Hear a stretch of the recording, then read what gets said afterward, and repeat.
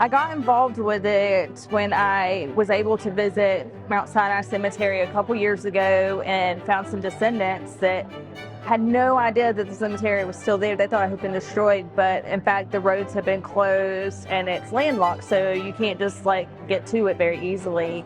African Americans are more vulnerable because they're not as known, or their descendants don't even know about them or know that they're still available, and a lot of them don't have their ancestral ties to this area anymore because of events like the Great Migration. Talk about the cemeteries, tell the stories of the people that are buried there or that community. It's so much rich history, like the champion bell toller for Golden Grove, and also he mixed the mortar for Piedmont Mill number 3 is buried at New Golden Grove. So one of the ways that we can help is getting local schools involved.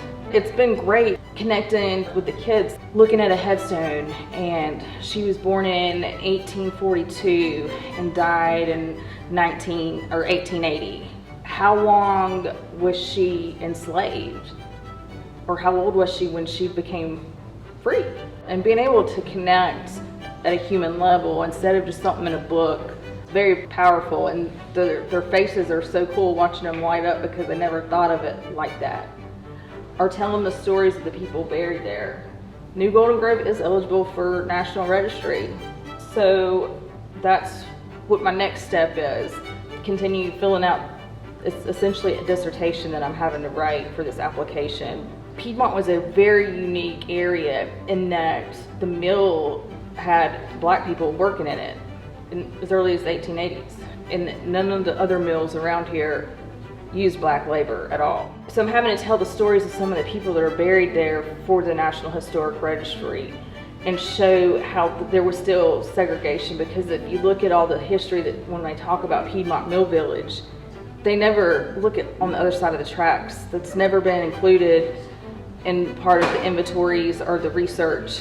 And telling the stories about other cemeteries in our area is the only way we're going to be able to save them, because they can't be a secret anymore. We can't be afraid that they're going to get vandalized. Gang cams work great because they operate off battery and you can get pictures and evidence. There are options, but we need to know about them, and everybody should adopt a cemetery near you.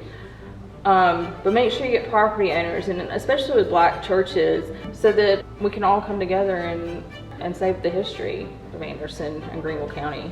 Because that's the only records of a lot of African Americans is in that dirt. And when I look up at Mount Sinai and I know that Micah and Reuben and all of them were former slaves, and know that their blood, their sweat, their tears are in that soil, it's really powerful, because they worked that land, and that's a part of our history. And telling the truths of our history is the only way we're ever gonna come together as a nation and as a group of people.